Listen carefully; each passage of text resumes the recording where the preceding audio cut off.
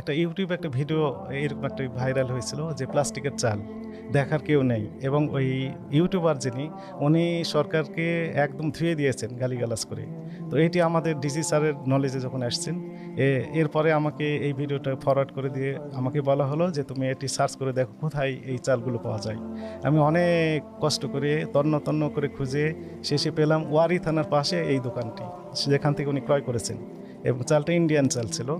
তো এরপরে আমি স্বাভাবিকভাবেই ওই দোকান থেকে আরেক বস্তা চাল আমি ক্রয় করলাম। করার পর এটি ল্যাব টেস্টে পাঠানো হলো।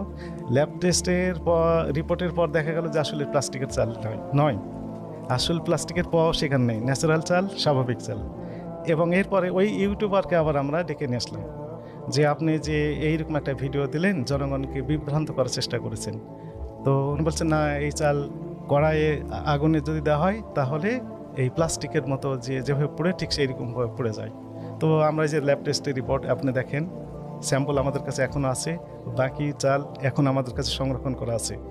তো উনি বললেন না, আমি বিশ্বাস করি না। বলতে চলেন ঠিক আছে দেখি। উনি আবারও ওই কড়াই পাশে একটা রেস্টুরেন্টে নিয়ে যাওয়া হলো ওনাকে, নিয়ে ওখানে কড়াইয়ে যেভাবে উনি আগুন দিয়ে পোড়ানোর চেষ্টা করেছেন সেইরকমভাবে পোড়ানোর পর উনি বলেন যে সরি, আসলে আমার ভুল হয়ে গেছে। এই যে বিভ্রান্ত আসলে প্লাস্টিকের চাল বা প্লাস্টিকের ডিম বলে বাংলাদেশের কোনো অস্তিত্ব নেই।